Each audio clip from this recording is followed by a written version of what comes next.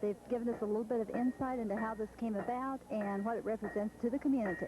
Mr. Bertram, you are currently the president of the Historical Society. Can you tell us a little bit about how this new blacksmith shop came about?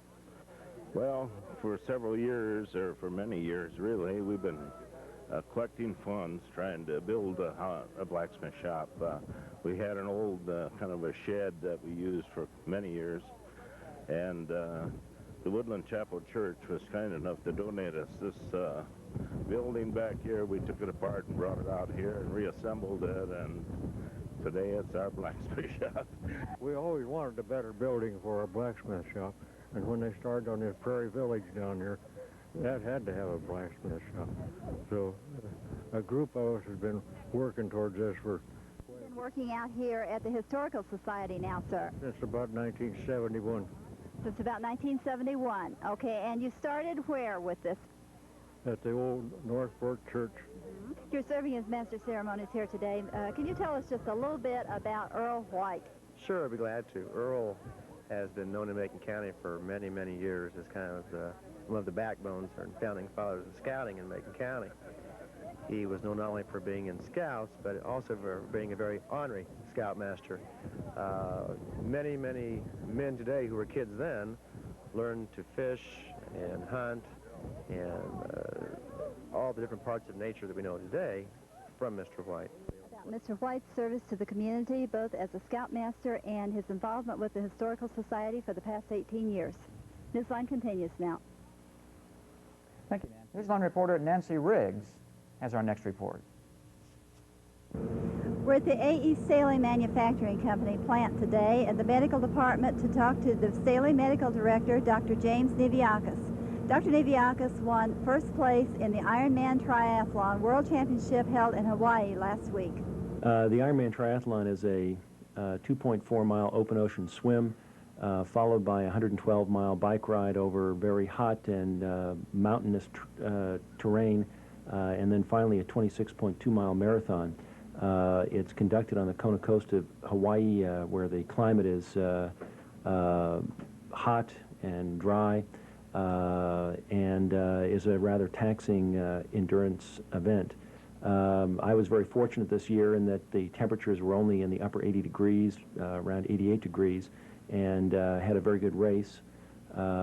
My times for the event were 1 hour for the 2.4-mile swim, 5 hours for the 112-mile bike ride, and 3 hours and 35 minutes for the marathon, for a total time of 9 hours and 35 minutes. And these times did set a course record and placed you as a first. Tell us just a little bit of details about that.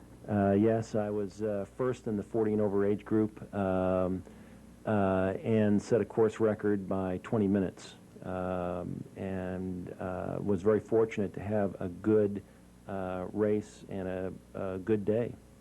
Tell us a little bit of the background about the Ironman Triathlon. Well, this was the 10th year it was held. Actually, this was the 12th race. There was 1 year where they held 2 races. But it was originally started in San Diego by the SEALs. That's the Navy's version of the Green Berets, where they would become involved with multi-sport endurance events. The originator of the Ironman, and really the original triathlon was the Ironman, partook in some of those events, and when he got back to Hawaii, he decided to put together 3 events that they have on the islands to determine, so the story goes, who was the best of the athletes, the swimmer, the biker, or the runner. And they took a 2.4-mile open ocean swim off of Waikiki Beach, a 112-mile around the island bike race, which was actually held in 2 days, not one, and then the Honolulu Marathon. And he combined all 3 of these into a single day event. And this is going to be an Olympic event in the next event, is that correct? Yes, in Barcelona in 1992, it's going to be an Olympic demonstration sport. It will probably be shorter distances than the Ironman. I don't think that they've decided on exactly what they're going to have, but it looks like it's it's probably going to be pulled off as a demonstration sport, which I think will be a great boon to the sport of triathlon. Dr. Niviauskas emphasized the importance of a regular fitness program and suggested that each person use whatever motivates that person as a factor in continuing a regular exercise program. Congratulations, Dr. Niviauskas. Report about a special business on Decatur's south side. Garment manufacturing returned to Decatur this fall with the opening of Andrea Manufacturing, a division of Joyce Sportswear, which is a Chicago-based company. Today we talked to some people involved in the Andrea Manufacturing Company. Mr. Sell, tell me, how many people do you have currently at the Andrea Manufacturing? We have currently here 28 people that are working in the factory. And you anticipate what level by the end of next year? Well, we're hoping and expect that by the end of 1989, we'll have anywhere from 100 to 150 people working here. Tell me just a little bit about the type of manufacturing that Joyce does. Well, we are in the sportswear field, and we manufacture sweaters and skirts and pants and jackets and blouses. And in this factory that we've opened up, we'll be manufacturing jackets and skirts and pants as well as blouses here as well. And can you give me a little bit of background on how you selected the Decatur site? Well, we're an Illinois company. Our main national headquarters are in Chicago. And through the offices of Gary Anderson, who's the mayor of Decatur, as well as Governor Thompson's office, they have been very helpful in helping us select this area. What about the type of equipment that you're using here? Can you tell us how it compares with past garment manufacturing facilities? Well, what we have done in this factory is that we put in all brand new equipment, which is computerized. And we're hoping that this will be a very fast-moving factory for us, and at the rate it's going now, we think it's going to be outstanding. And you have other facilities that manufacture for Joyce as well as this one which you do own, is that correct? That's correct. We have 15 factories that are contractors that work for us nationwide. And in addition to that, we also have our main shipping facility, which is in Gary, Indiana. That's where we do all of our shipping. Okay, now with the 28 employees now, you said that you would be increasing these in progressive steps. Could you just give us some type of a tentative schedule as to what that might be? Well, we expect by the end of February we should have another 20 to 25 employees here, and progressively, as the people become available, we will be adding anywhere from 15 to 20 people, hopefully each 2-month period. Tell us just briefly how you feel about being back in the garment manufacturing work. Oh, I enjoy it. I get to see all my old friends, and I'm glad to be back here working. Tell us, Mrs. Beeman, you worked at El Dorado Garment Company? El Dorado Apparel. And, oh, I'm tickled to death to be back. We worked so long and hard after the plant closed to get somebody come in here. I had given up. I didn't think we'd ever have anybody come back. And then all of a sudden, here we are. How does your equipment here compare with what you might have started on a long time ago? Oh, no comparison. This is state of the art. That was kind of antique-y now, we think.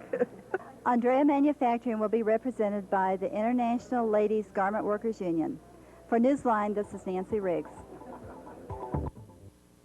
Dorothy, Newsline reporter Nancy Riggs is there, and she files this report.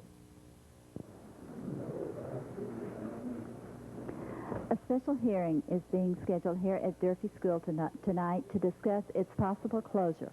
It's one of 3 schools that are under consideration, with the other schools being Pershing and Spencer. We talked with board member James Gollings before the hearing started tonight. Well, having reviewed a lot of the information this past weekend that's been presented to us about the different buildings, I feel it is not in the interest of the total program of our district to close Durfee School.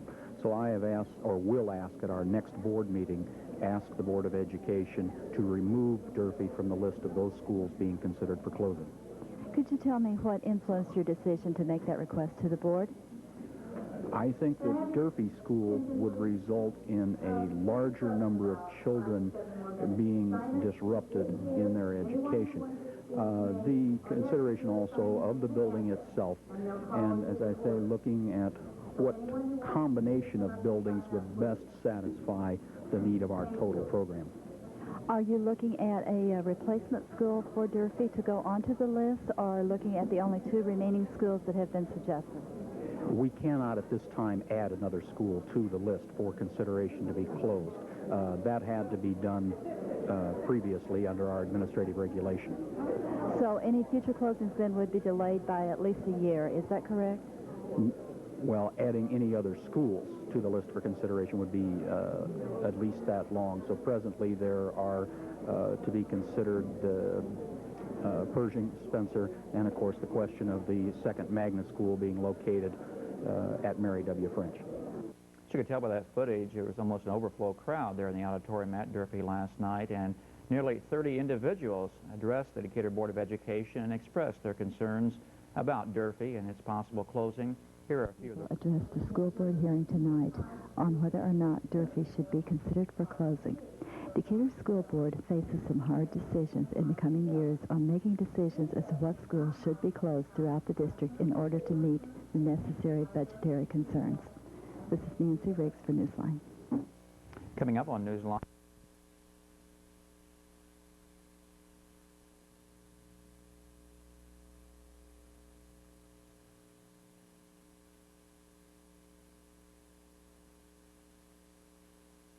Ideas are new again because they're not old. They are timeless. Duty, sacrifice, commitment, and a patriotism that finds its